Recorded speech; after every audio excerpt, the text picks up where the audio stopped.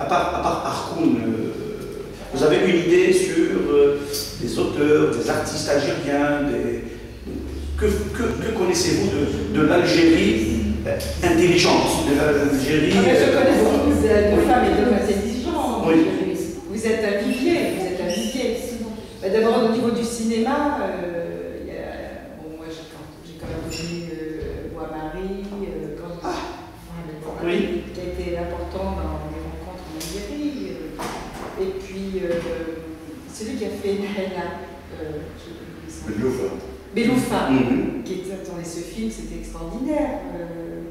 Bon, alors parmi les jeunes, là je suis un peu troublée tout d'un coup. Oui, effectivement. Bon, puis un poète que j'adore, c'est Terrible Sexy, que je trouve un homme remarquable. Mais pour les anciens, vous les conseillez, vous les connaissez, les écrivains, les grands auteurs. Alors les jeunes poètes, j'ai oublié leur nom, mais bon, j'ai beaucoup de contact. Pensez-vous que la terre algérienne d'aujourd'hui est aussi fertile en termes de production intellectuelle, littéraire, etc., comme celle qui malheureusement était très fertile, mais sous la colonisation?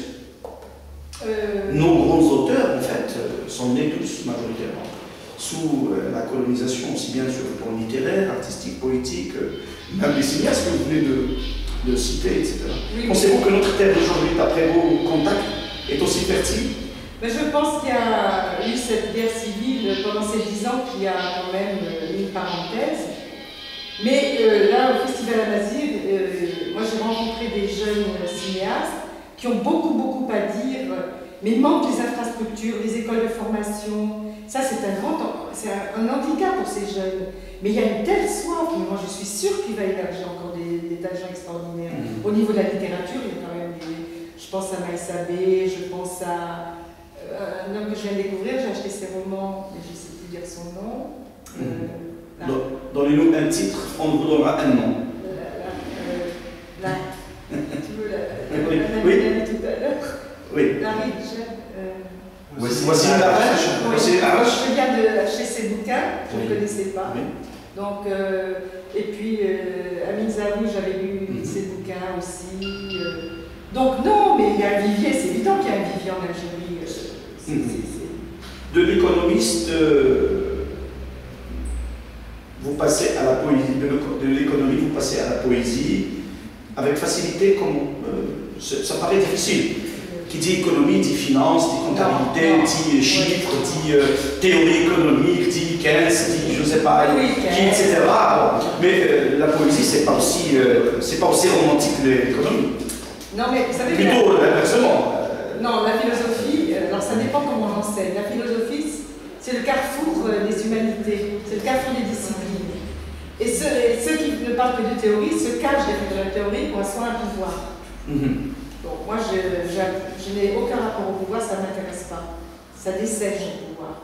C'est terrible le pouvoir. C'est des gens malheureux qui sont en quête de pouvoir. Et donc l'économie, bon, et puis je me suis occupée du festival, donc j'ai ce côté en moi, je pense, sensible, qui fait que je m'intéresse à la peinture, au cinéma, à la littérature. Et j'ai toujours enseigné de façon, même dans mes cours de comptabilité, je leur dis des poèmes. Ah oui, c'est horrible, débit, crédit, débit, vous vous rendez compte? C'est affreux. Ça risque de rendre débile. Oui, complètement. Donc, je leur ai fait écouter des textes, des émissions d'Artaud. Je me suis enfermée dans ma classe. Alors, évidemment, je suis iconoclaste, c'est évident. Mais la poésie m'est venue après la mort de mon père. Ah, c'est quoi? Mais c'est ce que je dis, je ne pouvais pas lui chanter dès la main, alors je lui ai écrit des poèmes. Ah, ça c'est cool. Vous écrivez des poèmes en hommage à votre papa? Voilà, ça m'est venu après sa mort, des fulgurances. De votre dernier donc, recueil de poèmes, vous pouvez nous lire au moins quelques passages. En attendant, bon.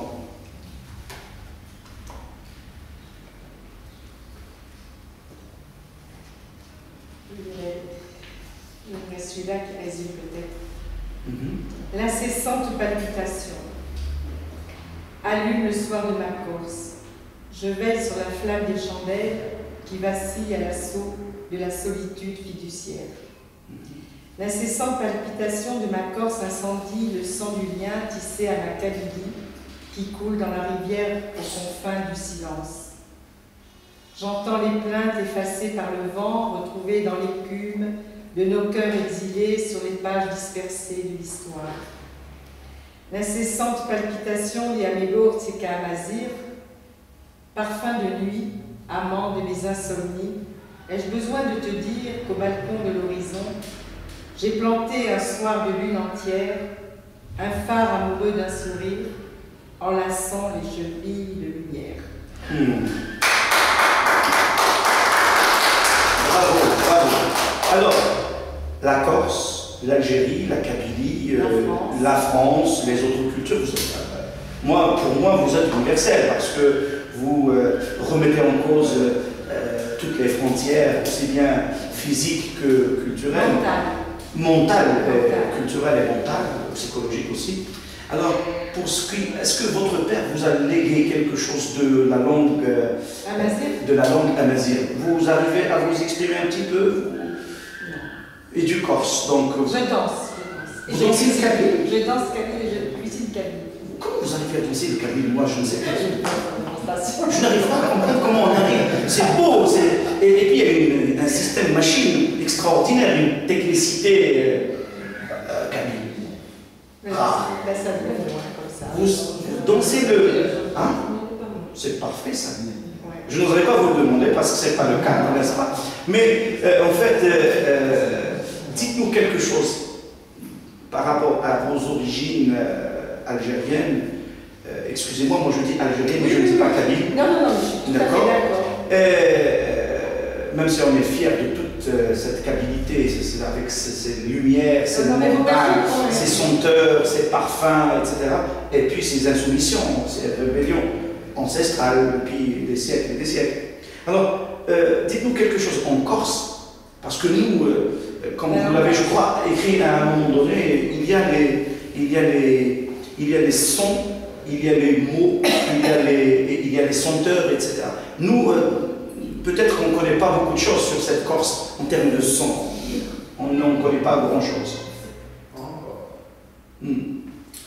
Lagrimi muti. Dopo la tua partenza, voglio respirare l'ocra di adolescenza. Souveniri tremolati facili fuglia a memoria di tuo voce. Spaperza in la scienza di tuo amore, viaggio attraverso e ricchezza di mistero. A pazienza di un tempo mi conduce alla frontiera dei torrenti. In un mentre di guida noti, lagrima muti spardi al po' di tumbali.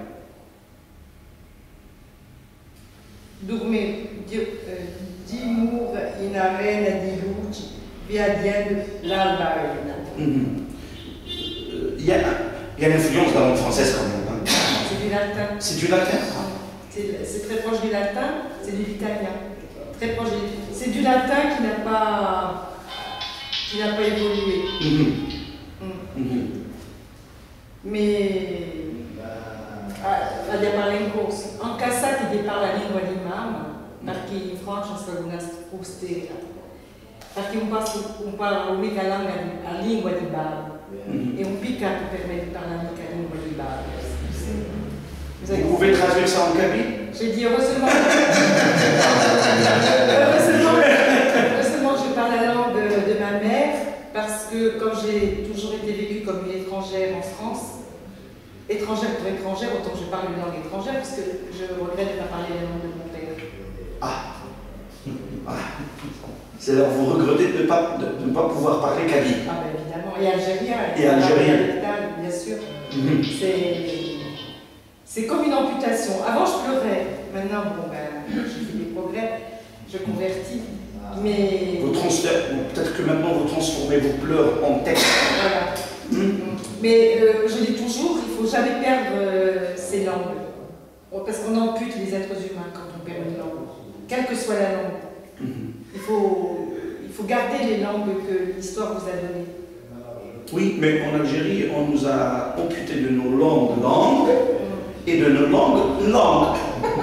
On ne peut pas nous exprimer aussi. Non, ça fait partie de la rébellion, de l'insoumission. Non, mais je pense que les gouvernants algériens vont comprendre un jour la richesse de leur peuple et vont peut-être enfin comprendre. Vous dites peut-être, c'est parfait.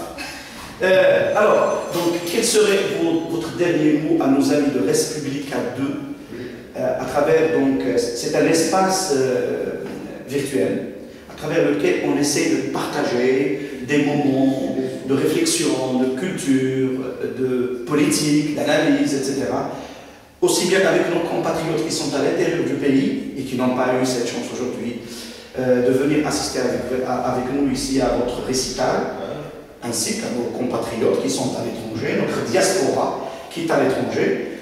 Quel serait votre message à tout ce monde-là, vos compatriotes côté algérien? D'abord, résister. Il ne faut jamais, comme disait Nazim Hikmet, j'ai de l'espoir à vous faire pleurer de rage. J'ai de l'espoir à vous faire pleurer de rage. J'ai de l'espoir à vous faire pleurer de rage. Nazim Hikmet. Le poète turc qui a fait je ne sais pas combien d'années de prison. Donc, et être désespérément optimiste. Parce que être pessimiste, c'est être prétentieux. Être optimiste, c'est être idiot. Donc il faut toujours allier les contraires. Il faut toujours essayer d'être dans la voie médiane. Bon, c'est difficile, hein. Y a-t-il juste une dernière question, y a-t-il des Algériens installés en Corse? Oui. C'est-à-dire de la nouvelle génération, je veux dire. Ben pas des Algériens des années 30, des années 20. Là, le malheur, c'est qu'il y a beaucoup d'Algériens qui arrivent sans papier, et là, je les dispute, je les secoue parce que je trouve ça incroyable. Il y a eu une lutte de libération et vous venez comme des esclaves. C'est pas possible, ça. Alors, ils me regardent, je dis, mais non, retournez en Algérie. Il faut travailler en Algérie, il faut avancer en Algérie. Ça, c'est un discours également du pouvoir algérien. Il leur dit, mais pourquoi vous partez? Restez ici. Mais on se bat dans le nez. Alors que les gens préfèrent mourir que de rester avec un... Mais non, mais on se bat dans le nez. Écoutez, là, je suis alors là-dessus... Vous êtes intransigeante. Oui. Ils sont sans papier, ils vivent comme des esclaves. Mais c'est horrible. Ah non, je trouve ça... Alors que les Algériens sont fiers de la dignité, et tout d'un coup, on les retrouve comme des esclaves. Quelle régression. Voilà, c'est une très très belle leçon. Il ne faudrait pas que nos compatriotes algériens soient esclaves ni ailleurs, ni chez eux. Ouais. Daniel Marouche, merci beaucoup. C'était improvisé, n'est-ce pas? C'était pas du tout préparé, c'était pas du tout calculé. Nous voulions partager avec vous un moment de culture, d'acculturation, d'échange. À travers vous, nous avons essayé de mieux approcher, de mieux connaître les caractéristiques globales, aussi bien de la culture corse que de la culture algérienne vue de Corse. Nous avons découvert en vous une compatriote. Nous sommes ravis de faire votre connaissance et de vous présenter à nos compatriotes à travers le pays et à travers la diaspora. Et nous souhaiterions, ou bien sûr, vous dites ce que vous. Parce que ça va très vite et je ne suis pas tellement habituée, c'était pas préparé. Oui. Je veux dire un mot. Un homme qui a été important dans ma vie en Algérie. Il s'appelle Abdelnour Ali Yahya. Ali Abdelnour, le doyen des défenseurs des droits de l'homme en Algérie. Cet homme est important parce qu'il a connu mes grands-parents. Et cet homme m'a dit, il a eu une phrase réparatrice. Je ne vais pas tout vous raconter ma vie quand même, mais il y a une phrase très réparatrice qui m'a dit « Daniel, sachez que lorsque nous étions dans un nationalisme étriqué, votre grand-père était déjà dans l'universel. » Et ça, pour moi, c'était une phrase réparatrice parce que pendant longtemps, j'imaginais comment j'étais la petite fille d'un prêtre. Mais là, je ne peux pas vous raconter tout, vous lirez mon roman. Avec plaisir. Et vous avez rencontré Dali Yakou? Je l'adore. Vous l'avez rencontré cette fois-ci? Je vais le rencontrer. Mais toujours, mais je viens le voir tout le temps. C'est parfait. J'adore cet homme. Et on termine sur ce mot. Elle adore cet homme, il s'agit de Dali Yakou. Je vous remercie et à très bientôt. Merci à vous. Merci.